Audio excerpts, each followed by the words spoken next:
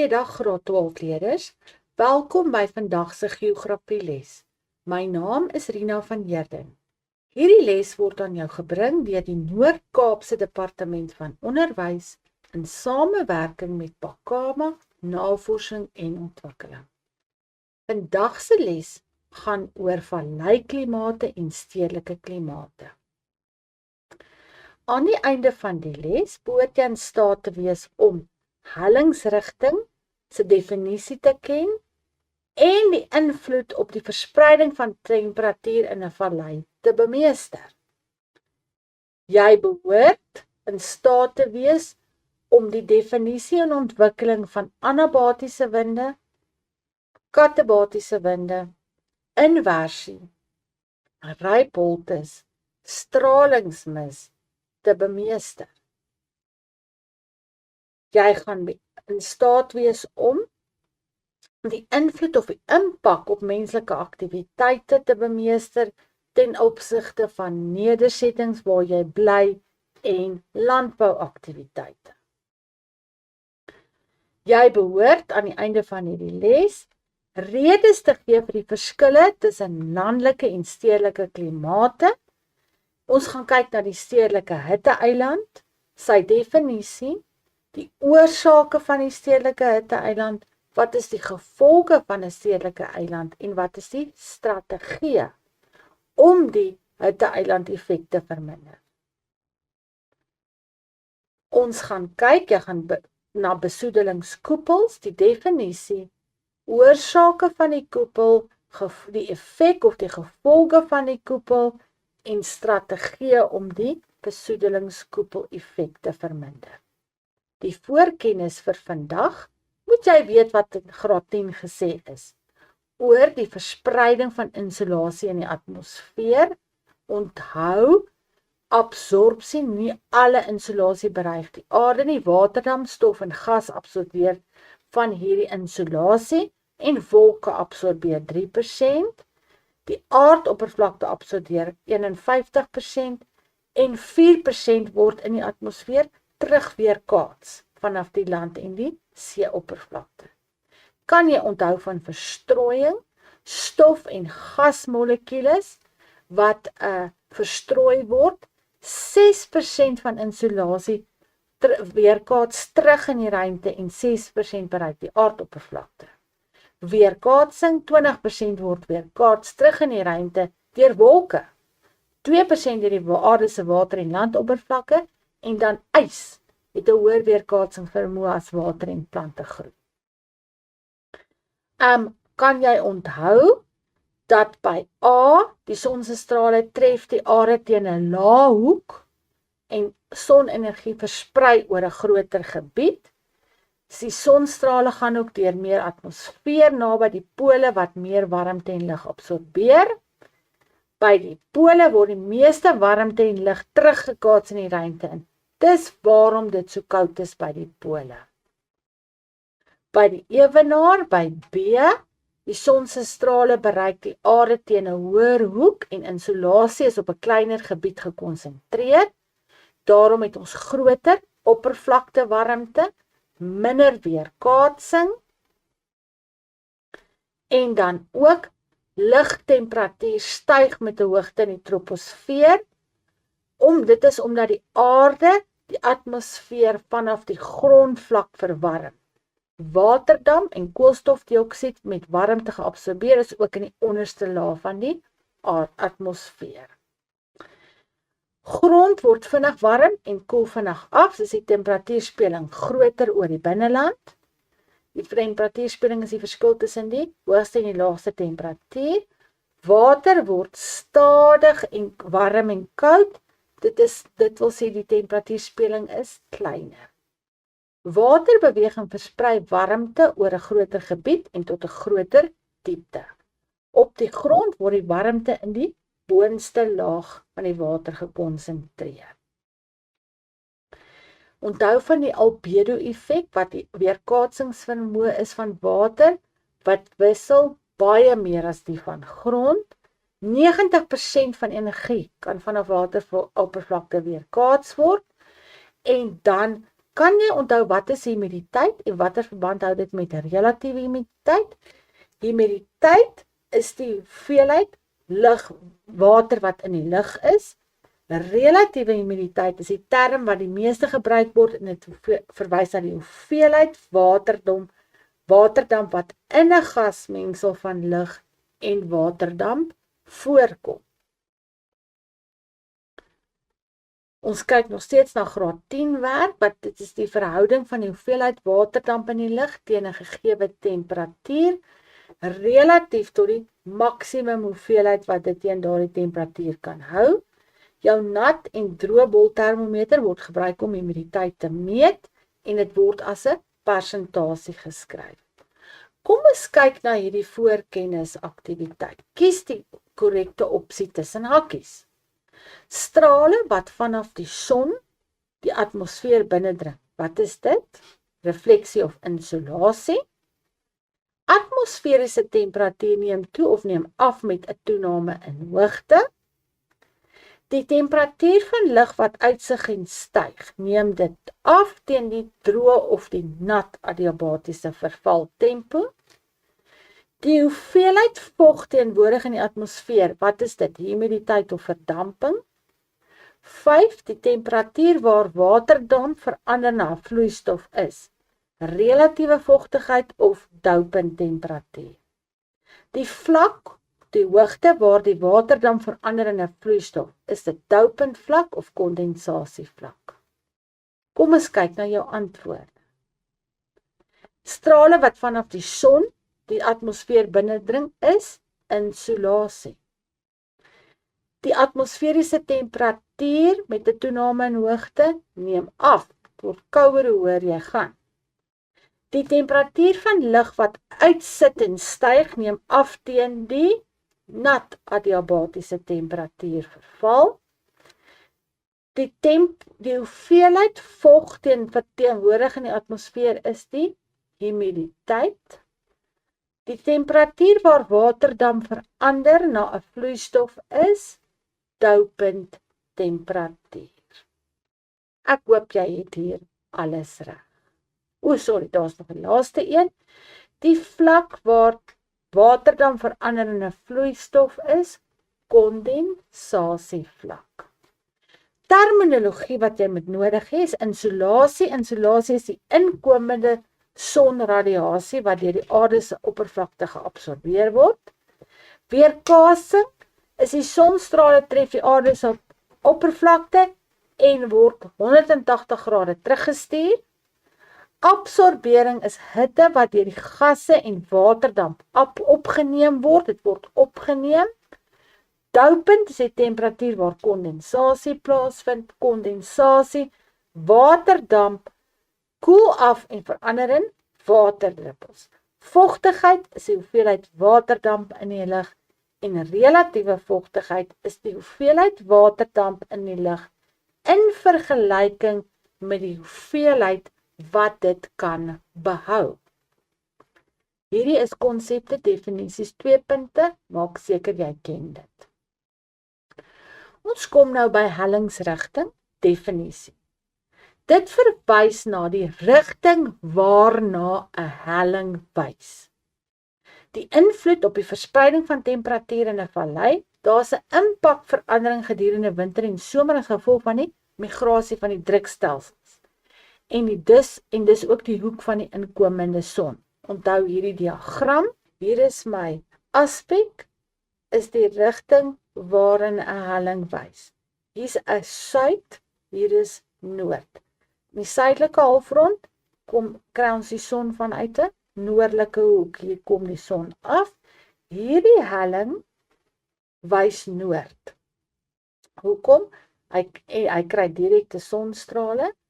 Hy het 'n kleiner gebied om te verhit en hierdie helling is warmer. Aan die suidehelling het ons indirekte sonstrale. Jy kan sien hy's nie so direk nie, hy's meer aan die skaduweekant. Hier is 'n baie groter gebied wat hy moet verhit en die helling is kouer. Met ander woorde, jou helling wys noord. Met ander woorde, hierdie gaan my warmer helling wees. In die suidelike halfrond is die noordwaarts wysende hellings warmer, en die noordelike halfrond is die suidwaarts wysende hellings warm. Maak seker jy weet in watter halfrond is die vraag. Die verspreiding van temperatuur in die Junie maand is my sonstrale baie meer loodrig, hy verhit 'n kleiner gebied. In Desember kom die sonstrale in teen 'n hoër helling, teen 'n hoër graad, en die grondgebied wat hy verhit moet word is groter. Desember en Junie maand se sonstrale verskil. In die suidelike halfrond het ek my noordaanse hellings, is warm, sonnig en droog. Hy ontvang meer direkte sonstrale, hy verhit 'n kleiner oppervlakte, my grond is uit die aard van die saak warmer, so boere kies hierdie hellings wat die beste is wat vir hulle spesifieke gewas wat hulle plant. Die warmer gedeelte van die lyn word die termiese gordel genoem. Die effek van aspek is groter in die winter en in plekke verder weg van die ewenaar. In die suidelike halfrond het ek my suidaanse hellings. Daardie hellings is koel, hy het skaduwee, maar hy behou sy vochtigheid. Water hou langer in daardie grond. Hy ontvang baie minder direkte sonstrale. Dis 'n groter oppervlakte wat verwarm moet word. Die grond het ons mos gesê is nou koeler, omdat dit in die skadusone is. En die boere kies hierdie hellings wat die beste geskik is vir 'n spesifieke gewas wat hulle plant. Die gebied in die skadusone word slegs verhit deur refleksie, daai wat die sonstrale terug reflekteer. Die impak van aspek is groter in die winter, omdat dit sekere gebiede met sneeu bedek. Is. Nou kom ek by 'n anabatiese wind. Definisie is 'n plaaslike wind wat gedurende die dag teen die vallei opwaai as gevolg van die styging van warm lug. Dit is bedags, daar's die son. Wat gebeur? Ek het winde wat langs die helling opbeweeg. Hulle is warm. Die hellings in die lug daarbo word gedurende die dag verwarm. Daardie warm, minder ligte dig wat teen die hellings opstyg, is anabatiese winde. Katabatiese winde kom voor in die aand. Wanneer ek lug het wat daal, ek het die warm termiese gordel daar, ek het lug wat afkoel, koel lug daal, koel snags af, en daardie winde, koeler digte lug waai teen die hellings af, en ons noem dit katabatiese winde. Wat is die impak van anabatiese en katabatiese winde? Anabatiese winde, stygende lug verwyder besoedeling in die vallei na hoër hoogtes. Die goeie ding van anabatiese wind, hy verwyder enige besoedeling onder in die vallei. Katabatiese winde vang die besoedeling op die valleivloer vas, want dit is koue lug wat daal. En dit kan wees dat daar rookmis ontwikkel in die valleibodem. Inversie ontstaan wanneer die normale patroon van temperatuur omgekeerd is. Koue lug het ons nou gesien daal teen die helling af. Die koue lug word onder die warm lug vasgevang. Temperatuur neem dus toe met hoogte. So ek het nou is my vallei, my koue lug daal. Hierdie koue lug dwing die warm lug om te styg. So ek het daai laag warm lug wat bo op die koue lug lê. Met ander woorde, as ek nou opgaan met hierdie vallei te koud, dan kry ek 'n area wat ek ewe skielik gaan warm kry. As ek daar uit is, dan is ek bo in die vallei. Ander woorde, Dis daardie laag waar temperatuur styg met hoogte in plaas van daal. Dit kom voor tydens kalm, koue en helder winternagte, wanneer die koue lug afsak teen die vallei hange en dit versamel aan die onderkant van die vallei. Die warm lug, dan net koue lug is swaarder as warm lug. Warm lug word opwaarts verplaas om 'n inversielaag in die middel van die vallei te vorm. Dis 'n laag warm lug wat tussen twee koue luglae vasgevang is. Ons noem hierdie laag die termiese gordel. Dit kan egter lei tot die vorming van suurreën wat geboue korrodeer en gewasse kan beskadig. Daar wil ek vir jou dit wys, hier's die daginsolasie, gedurende die dag word die land verhit. Wat doen warm lug styg, maar in die nag koel die oppervlakte af. Radiasie is vinniger indien daar geen wolke is nie. En dit's dan wanneer ons ryp of dou kry. Die koue lug daal en my koue lug vergader onder, dan vervang my koue lug druk die warm lug om te styg. 'n Rypholde is 'n poel koue lug op die valleivloer in die nag. Hy bereik doupunt temperatuur onder vriespunt en ryp vorm. Laagliggende gebied, byvoorbeeld 'n valleibodem waar ryp meer gereeld voorkom as in die omliggende gebiede. Hy vorm 'n rypholte waar die koue lug versamel. So hier is my rypholte. Hierdie koue lug daal af, sak af in die nag teen die valleiwande. Hierdie temperatuur, hierdie lug, as hy daal en hy word kouer, die doupunt temperatuur is laer as 0 grade, gaan ek rypie onder kry. So wat moet jy doen? Jy moet gewasse plant hê wat rypbestand is.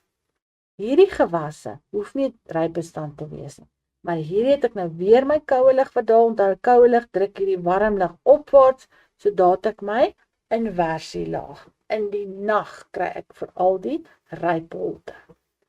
Stralingsmis ontwikkel snags in 'n vallei, wanneer straling veroorsaak dat hitte vinnig verlore gaan en die lugmassa doupunt temperatuur bereik. Op 'n koue, helder wolklose nag, wanneer aardstraling vinnig voorkom, grond koel af in die nag, die lug bo die grond koel ook af, en wanneer hierdie lug onder die regte temperatuur is, veroorsaak dit dat waterdamp om daardie stof en ander deeltjies kondenseer en ek het stralingsmis. Soggens, wanneer die son opkom en hy verhit dit, dan kan dit verdwyn. Kombineer met besoedeling in die vorm, wanneer ek dan nou mis kombineer met besoedeling, kry ek rookmis. Daar is 'n voorbeeld vir jou hier van stralingsmis onder in die vallei, en daar kan jy sien hier naby die oppervlakte, hierdie wit is ook 'n vorm van stralingsmis. Die impak op die omgewing.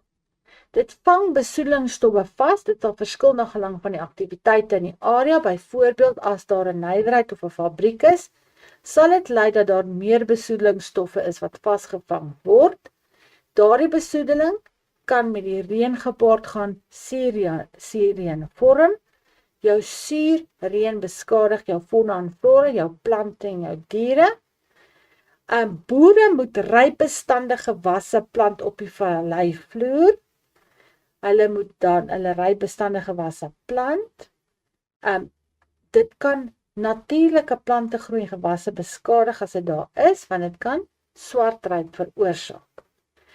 Die rypholte kan veroorsaak dat mense hulle in die middelhellings in die termiese gordel gaan vestig. Niemand wil in die koue valleivloer bly nie. Rookmis lei tot swak sigbaarheid en is 'n gesondheidsgevaar.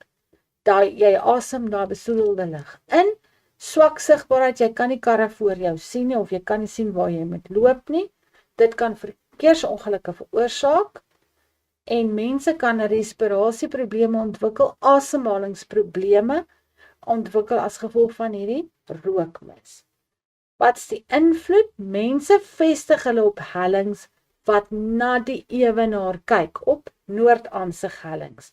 Omdat dit warmer is in die dag in koel gebiede, maar in warm gebiede is die hellings wat noord kyk ook baie gewild. Mense vestig hulle in die termiese gordel, bokant die rypholte, aangesien dit in die nag warmer is daar. Boerdery, veekrale word bo die rypholte in die termiese gordel gebou om voorraadverliese te vermy. Die onderste deel van die vallei word slegs vir weiding gebruik. Jy plant rypbestande gewasse op die valleivloer, en jou rypgevoelige plante gaan jy eerder in die termiese gordel plant. Gewasse wat 'n goed gedreineerde grond nodig het met baie son, word ook dan nou aan jou noordaanse hellings geplant. Nou gaan ons oor na die stedelike klimaat. 'n Stedelike hitteeiland is 'n stedelike of 'n metropolitaanse gebied wat as gevolg van menslike aktiwiteite warmer is as die omliggende landelike gebied. Hier kan jy sien SSK, sentrale sakekern, met die residensiële, industriële park, en hier is my residensieel en hier is my landelik. En hier is my temperatuur. Jy kan sien hier oor die stad is die temperatuur omtrent 27,5 grade, terwyl dit hier in die landelike gebiede laer is as 23 grade, so 22,3. Nou die vraag is, en hier sê hulle dit, nou vir ons die SSK is 33,3 grade, die voorstedelike gebied, hierdie ene, min of meer 31 grade, so jy kan sien dit verskil met omtrent 2 grade, terwyl die landelike gebiede 'n gemiddeld van 29,4 grade het. Jy kan sien die verskil tussen daai twee. Nou is die vraag, hoekom is dit warmer in die stad? Daar kan jy sien die stad, hier kan jy sien die landelike gebied. Stad het baie hoë geboue, verskriklik baie mense op mekaar. Landelike gebied het jy groen areas, daar's nie baie mense wat daar bly nie. Dis hoe dit lyk in die stedelike en die landelike gebied. Die stedelike klimaat lei tot die oorsaak van 'n stedelike hitteeiland. Wat is die oorsaak? Landelike gebiede het natuurlike oppervlakte. Ons het nou gesien, hulle het gras, hulle het grond. Daar's baie minder besoedeling in die landelike gebiede, want daar's nie baie fabrieke nie, ook nie baie karre nie. Daar's min of geen nywerhede. Hy het 'n baie kleiner hitte-absorberende oppervlakte. Dit is basies, onthou, gras is nie baie absorberende oppervlaktes. Daar's baie minder mense, soos ons in daai skets nou, daai foto gesien het. Daar's baie minder motors. Die stedelike gebiede het kunsmatige oppervlakte, teerpaaie, sement voetpaadjies. Mense het bakstene vir 'n plaveisel. Daar's baie hoë geboue, as jy kan onthou van daardie foto. Daar's ligversorgers in die stad. 'n Ligversorging het koue lig binne, maar warm lig buite. In die stad het ek nywerhede. Nywerhede veroorsaak besoedeling. Daar's baie meer motors. Daar's 'n groot donker oppervlakte, 'n teerpad. Daar's baie mense wat daar is. Daar's baie meer besoedeling. En in die stad het ons 'n gebrek aan plante groei. Daar is die stad, hoë geboude. Kyk hierdie gebou hier. Lyk soos 'n spieël. Soos wat hy swart, hy absorbeer hitte. Kyk die paaie. Niks is natuurlik nie. Daar's 'n teerpad. Kyk hoe baie mense is daar naby mekaar. So dit is die stedelike klimaat. Redes vir die verskillende tussen landelike stedelike gebiede, lugbesoedeling vanaf die nywerhede, Huishoudelike brande, mense maak vuur om hitte te genereer en kos te maak. Motoruitlaatgasse, verbranding van fossielbrandstowwe sodat ons elektrisiteit kan hê. In versies wat besoedeling vasvang, ons het nou gesien. Boumateriaal is beton of teer of bakstene en al daardie goed absorbeer hitte. 'n Hoë gebou vang ook hitte. Sentrale verwarming vanaf winkels, dit is jou ligreëlings. Baie mense, groot konsentrasie van mense in die stedelike gebied. Wat is die impak? Wat is die negatiewe impak? Menslike ongemak. As jy so warm kry, dan is dit verskriklik ongemaklik. Jy wil net los klere dra, jy wil net mense nie om jou hê nie. Menslike ongemak, hitte, stres en dood. Mense kan as gevolg van hierdie verskriklike hitte in 'n strestoestand gaan en sommige mense kan doodgaan. Ons het die vrystelling van kweekhuisgasse as gevolg van motorvoertuie en fabrieke. Baie verhoogde rookmiskonsentrasie. Verminderde sigbaarheid. Jy kan nie mooi sien as gevolg van die besoedelende lig nie. Verhoogde gebruik van energie in die somer. Ons sit ligreëlings aan want die geboue moet afkoel. En dan neem hy besoedelingsvlakke toe. Hoe kan ons nou die hitte-eiland effek verminder? Al hierdie hittestres en hierdie hoë temperature. Ons kan oppervlaktes ligter van kleur maak, sodat ek nie so baie refleksie of dat dit meer reflektief en minder absorberend kan wees. Vergroening van die stede deur bome en tuine, sypaadjies en in parke te plant. Bome verhoog transpirasie wat suurstof verminder en vrystel. Bome verminder energiekoste, aangesien dit 'n natuurlike verkoelende effek het. Plant daktuine om die hitte en besoedeling te absorbeer. Belê in 'n energiebesparingsstrategie, byvoorbeeld sonpanele en grasdakke. Ontwikkel volhoubare openbare vervoer, Uber, klein karretjies, taksies, busse, treine. Implementeer boubeperkings op hoogte en materiaal wat in bouprojekte gebruik word. Verbied geboue om te hoog te wees. Kyk na die materiale wat die mense gebruik. Moenie 'n glas of 'n reflektiewe stof as 'n boumateriaal gebruik nie. En beheer die hoeveelheid besoedeling wat deur fabrieke vrygestel word. Hulle kan wette maak as jy te veel besoedeling veroorsaak. Dan kom ons nou by 'n besoedelingskoepel. Dis 'n massa besoedelde lig wat oor die stad vasgevang word. Dit wil sê, wanneer stof, roet en chemiese vrystellings in die warm lig van 'n hitte-eiland vasgevang word, word die koepel 'n besoedelingskoepel genoem. Die besoedelingsstowwe tree op as hygroskopiese kerne en lok waterdamp na hulle en mis ontwikkel. Rookmis is 'n mengsel van rook en mis. En hier kan jy nou sien, dit vorm 'n regte koepel. Daar is hy lyk net 'n bietjie anderste. Uit 'n hoë in die dag, het ek my dalende lig is hoër op, is ongeveer by 800 meter. Ek het 'n hoë vertikale dimensie, want hier's baie aktiwiteite.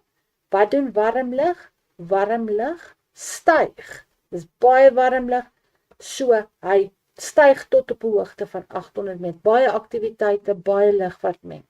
In die nag is daar 'n afkoelingseffek. Die besoedelingskoepel is nader aan die oppervlakte gedurende die aand. Daar is hy. Hy's tot op 400. Jy kan sien daai uit van 800 gedaal tot by 400. Aktiwiteite neem af. Baie meer koel lig wat daal. Hy's nader aan die oppervlakte. Oorsake van 'n besoedelingskoepel, weer eens nywerhede wat lig besoedel. Huishoudelike vure vir kos maak en hitte. Motorvoertuie se uitlaatgasse. die verbranding van fossiel brandstowwe vir elektrisiteit. 'n Inversie wat besoedeling vasvang. En hier kan jy sien, daar's jou besoedelingskoepel, daar's 'n toename in besoedeling. Daar's mense met allergiese reaksies, dis mense wat asma het. Insolasie neem af, daar's 'n wolk wat vorm, met ander woorde, die son kan nie alles deurkom nie. Mense kry loodvergiftiging, want daar's lood en asbestos binne in hierdie besoedelde lug. Rookmis verminder sig, mense kan nie die karre voor hom sien nie. Neerslag neem toe, want daar's baie wolke daar, baie besoedelde lug. Met ander woorde, ek het hygroskopiese kerne wat waterdamp vorm onder die hygroskopiese kerne, en as ek dit het ek wolke, as ek wolke het ek reën. En ons het 'n globale klimaatsverandering, dit word warmer, né?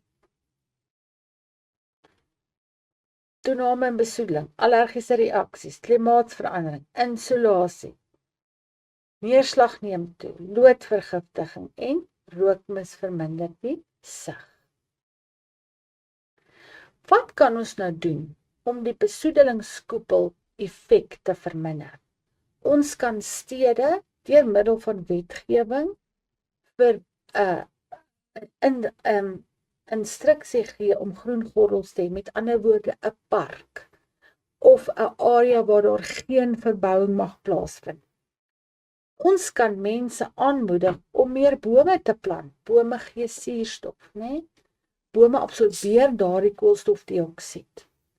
Ons kan mense aanmoedig om daktuine op die bokant van jou geboue, kan mense tuin maak. Dit gaan 'n verkoelingseffek hê, gaan ook bydra tot die absorbering van koolstofdioksied. Nie reflekterende materiaal te gebruik wanneer jy geboue bou. Beperk die hoogte van geboue. Eerder 'n lae gebou as 'n hoë gebou. Verminder lugbesoedeling. Jy kan fabrieke deur middel van wetgewing verhoed om te veel besoedeling te veroorsaak. Publieke vervoer. Moedig mense aan om van publieke vervoer gebruik te maak, soos treine, busse, Uber, taksies.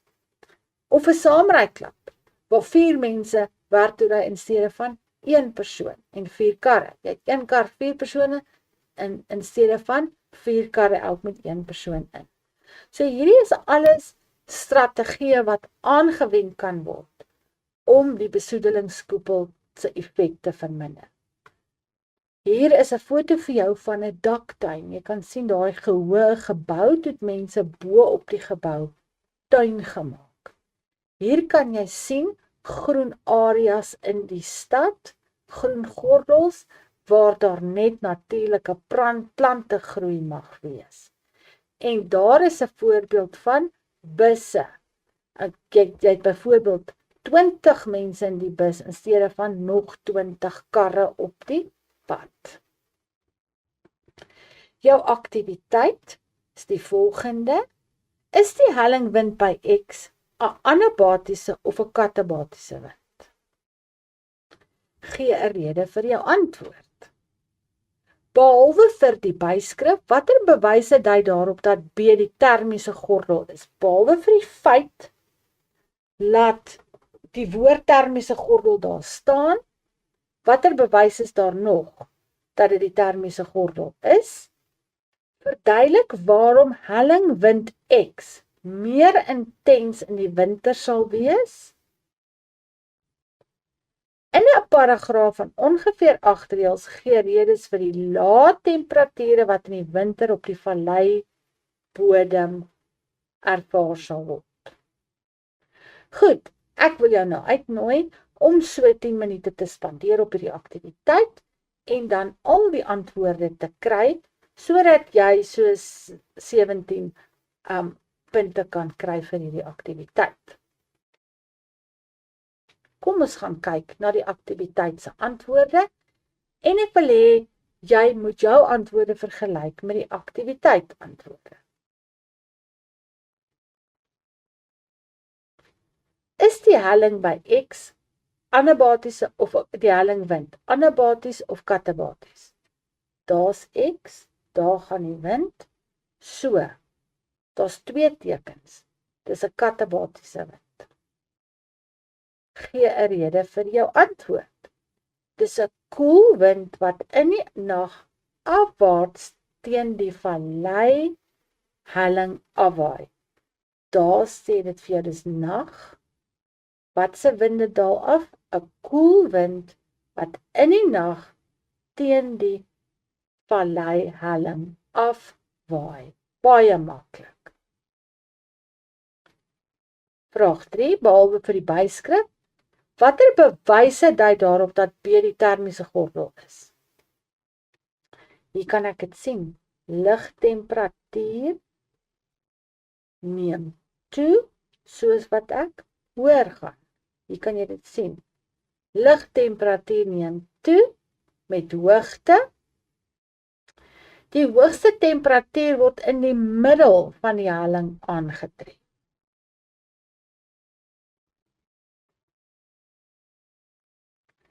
Lugtemperatuur is warmer, hier kan jy dit sien, op daardie as.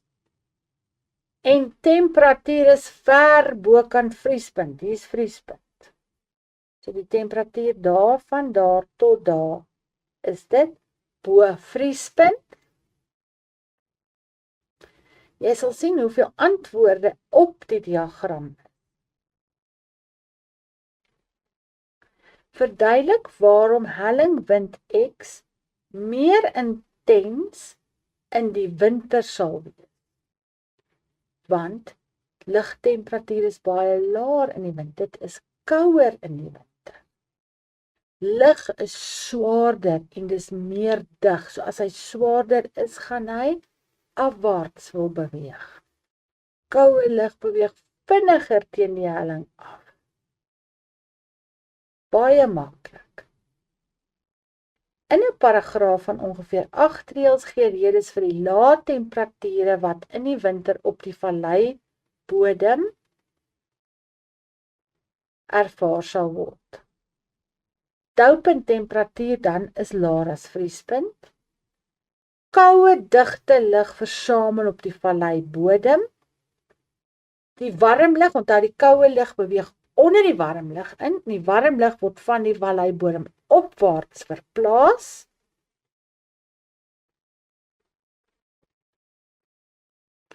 Ryp vorm onder in die vallei bodem.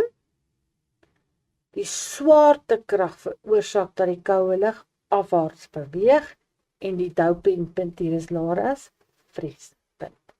Goed, seuns en dogters, hier is jou huiswerk. Wat is 'n besoedelingskoepel? Hulle gee vir jou 'n koepel hier. Hy vra vir jou, wat is 'n besoedelingskoepel? Vir 2 punte. Dis waar jy jou konsepte moet ken. Waarom word 'n besoedelingskoepel met 'n stedelike gebied geassosieer? 'n lekker verduidelikende sin. Verduidelik waarom die besoedelingskoepel snags meer gekonsentreerd is of heelwat laer is. En in 'n paragraaf van ongeveer 8 reëls, verduidelik hoe besoedelingskoepels onderhoudskoste aan van die beboude gebiede vir mense wat in stede woon, gaan verhoog. Vir 8 punte. 14 punte aktiwiteit, wat jy vir huiswerk gaan doen. Opsomming, ek herhaal weer, as jy ietsie bestudeer, vra jy, wat is dit? Is dit 'n stedelike hitte-eiland? Is dit 'n inversielaag? Is dit 'n besoedelingskoepel? Waar is dit? Oor die land, oor die stad, oor die landelike gebied, oor jou SSK. Wanneer kom dit voor? Het ons nou gesien, anabatiese winde in die dag, katabatiese winde in die nag. Besoedelingskoepel, baie minder gekonsentreerd in die dag as in die nag. Wanneer kom dit voor? Wie word geaffekteer? Die mense onder in die vallei, of die mense wat in die stad woon. Jy vra vir jou al hierdie vrae. Hoekom vind dit plaas? Aktiwiteite, baie besoedeling deur fabrieke, baie karre op die pad. Die volgende les gaan ons kyk na sinoptiese weerkaarte, die gebruik van internasionale weersimbole, identifikasie en kenmerke van hoog- en laagdrukselle interpretasie van en impak van hoog en laagdrukselle. Ons gaan weerstasiemodelle lees en vertolk, satellietbeelde lees en vertolk. Ons gaan 'n satellietbeeld met 'n sinoptiese weerkaart vergelyk. Ons gaan kyk na kaartwerk, die alfanumeriese verwysing of ruitverwysing, kaartkoördinate, 'n ligging, kontoerlyne, kontoorinterval en hoogte en konvensionele tekens, kompasrigting, ware peiling, satellietbeelde, afstandswaarneming en resolusie. Ons gaan kyk na magnetiese deklinasie en magnetiese peiling, kaartskaal, tipe skaal en vergelyking van die skale van topografiese kaarte en ortofotokaarte. En baie dankie dat jy na hierdie les gekyk het. Sien jou volgende keer. Totsiens.